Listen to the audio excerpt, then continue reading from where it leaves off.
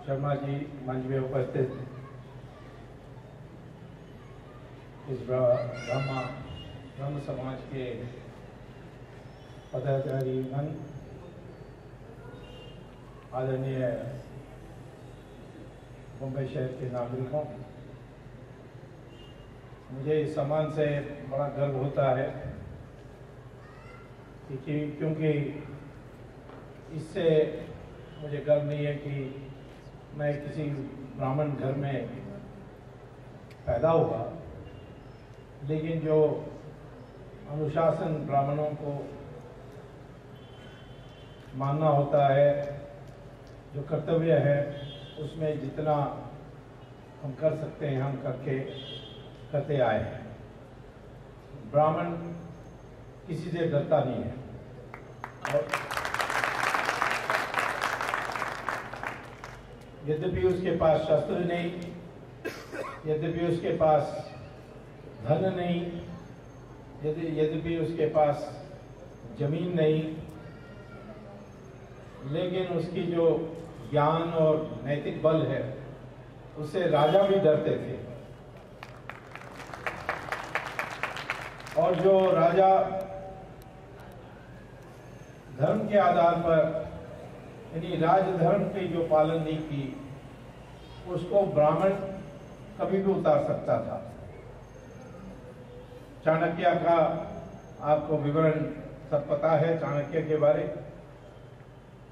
जब हमारे पहले राजा अधिराजा पृथु बने, पुराण के अनुसार पहला राजा हमारा अधिराजा पृथु, उसको भी बनाने में ब्राह्मण का ही सहयोग था, क्योंकि उनके पहले जो राजा वेना थे वो दुनिया भर के कुकर्म करते थे, तो इसीलिए ब्राह्मणों ने इकट्ठा होकर ये तय किया कि उसको उतारना है और एक अच्छे आदमी को राजा बनाना है।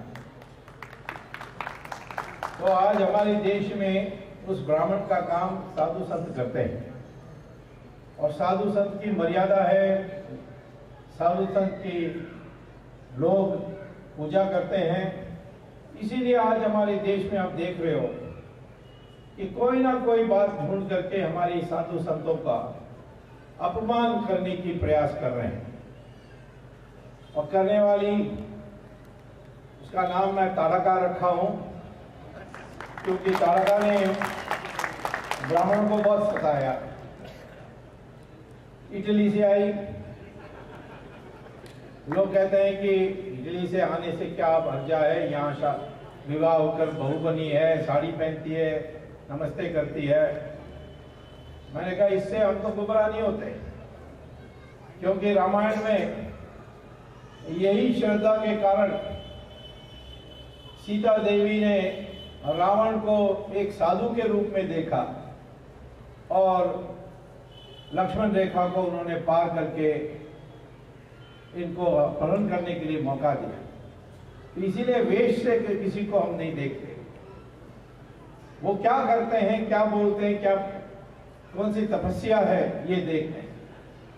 हमारे देश में आज सारे साधु संत धीरे धीरे इकट्ठे होने लग गए हैं, हिंदू धर्म आचार्य सभा बनी है, और इसीलिए आज आगे मैं तो कहता हूं देश में लोकसभा है, राज्यसभा है, लेकिन अब एक तीसरा सभा भी बननी चाहिए, उसका नाम है आचार्य सभा, जो दोनों सभा उसके कहने पर चले। हमारे देश में ब्राह्मण सिर्फ किस घर में पैदा हुआ उससे तय नहीं हुआ। वेद व्यासा महर्षि थे, महाभारत लिखी उन्होंने, परंतु उनकी मां मछुआरा थी। वाल्मीकि के बारे कहते हैं कि वो दलित घर में पैदा हुआ। कालिदास जंगलों में पेड़ की शाखाओं को काटते थे। ऋषियों के ऋषि विश्वामित्र, उनके माँ बाप क्षत्रिय थे, और यदि कोई ब्राह्मण नियम तोड़ दें या गलत काम करते हैं तो उनको सजा मिलती थी। उदाहरण रावण ब्राह्मण था, बहुत लोगों को, कम लोगों को पता है, करुणानिधि को कई सालों से नहीं पता था, और उसकी पूजा करते थे, रावण लीला मनाते थे। फिर मैंने उनको एक दिन समझाया कि रावण ब्राह्मण था, उस दिन से वो पूजा छोड़ दी उन्होंने। तो मैं आपसे ये कहता हूं कि हमारी परंपरा में जो ब्राह्मण की अनुशासन है उसकी पालन करते थे, वही ब्राह्मण माने जाते थे। किसी घर में पैदा हो, जब माँ बाप ब्राह्मण है, वो संस्कार आसानी से सिखा सकते हैं, इसीलिए वो धीरे धीरे जुड़ गया जन्म से, और सिर्फ जन्म से हो गया। लेकिन आज ऐसा नहीं है। हमें देखना चाहिए कि उस व्यक्ति में क्या गुण है और ब्राह्मण का गुण है कि नहीं। यही भगवत गीता में भगवान कृष्ण अर्जुना को कहते हैं कि ब्राह्मण जो है या वर्ण व्यवस्था जो है ये गुणों के आधार पर रचाई गई है। मैं कभी कभी लोगों को बोलता हूं कि हमारे देश में एक महान बुद्धिजीवी थे, उनका नाम था डॉक्टर भीमराव अंबेडकर। वो गए 1916 में कोलंबिया यूनिवर्सिटी, जो एक मशहूर यूनिवर्सिटी है। 4-5 अमेरिका के बहुत मशहूर यूनिवर्सिटीज हैं, हार्वर्ड है, स्टैनफोर्ड है, कैलिफोर्निया है, उसमें कोलंबिया को भी बहुत बड़ी स्थान है। वहां 1916 में गए, उन्होंने पीएचडी इकोनॉमिक्स में की थी। जिस पीएचडी मैंने भी इकोनॉमिक्स में की थी। लॉ को हम पढ़े थे, परंतु हमारी स्पेशलाइजेशन तो इकोनॉमिक्स है, और पीएचडी हमने इकोनॉमिक्स में ली थी। प्रोफेसर भी इकोनॉमिक्स के ही रहे। उन्होंने भी पीएचडी की, कब की? 1916 में, जब हिंदुस्तानियों का जानते भी नहीं थे लोग। मैं तो कहता हूं कि 1962 में जब मैं हार्वर्ड में गया, तब भी वो समझते थे कि हम कोई बंदर जैसे कोई पेड़ से नीचे उतरे हैं। ऐसा गलतफहमी बहुत होती थी। धीरे धीरे अब प्रतिमा हमारी बदल गई है। तो 1916 में वो गए, पीएचडी ली, फिर इंग्लैंड में गए और वहां उन्होंने बैरिस्टर बने, और देश में आकर उन्होंने संविधान बनाने में मदद की, और उनको सब भीमराव कहते थे। नेहरू परिवार से जवाहरलाल गए थे कैम्ब्रिज, सब एग्जाम में फेल हो गए, क्योंकि पैसे वाले के घर से आए। तो इंग्लैंड में उन जमानों में कैम्ब्रिज यूनिवर्सिटी में एक डिग्री होती थी, जेंटलमैन पास। फेल हो गए, परंतु घर खाली हाथ में नहीं भेजना चाहिए, तो जेंटलमैन पास का सर्टिफिकेट दे देते।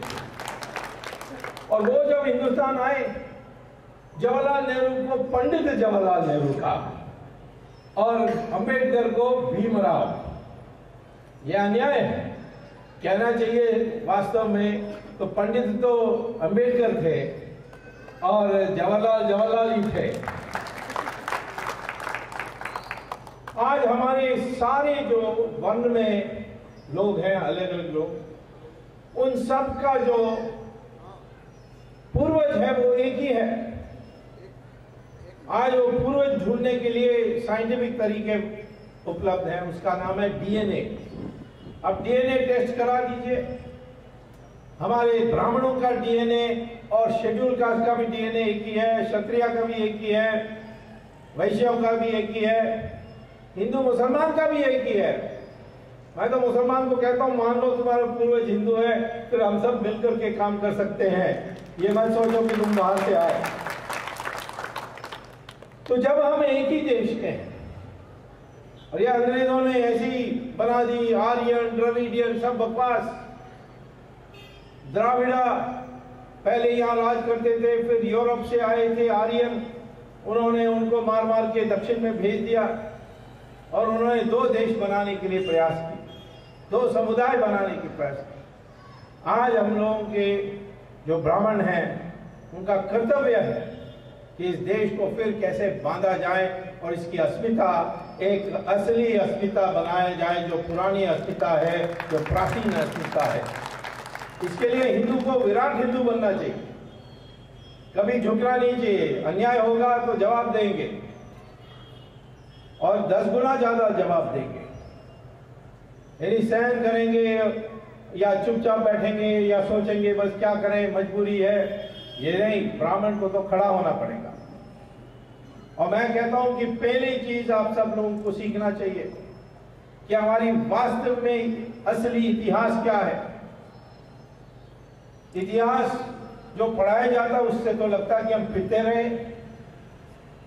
हम भी वो कॉन्वेंट स्कूल से पढ़कर आए तो हम भी यही सोचते थे, बट अमेरिका में जब गया पीएचडी लेने के बाद प्रोफेसर बना तो मेरे क्लास में एक सऊदी अरेबियन स्टूडेंट था। उसने मुझसे कहा कि एक सवाल मेरे दिमाग में है, मैं पूछने चाहता हूँ, मुझे यूनिवर्सिटी में सऊदी अरेबिया पूछते रहते हैं और आपसे भी पूछने के लिए कहा मुझको। वो सवाल ये है कि आज हिंदुस्तान 80% हिंदू क्यों है?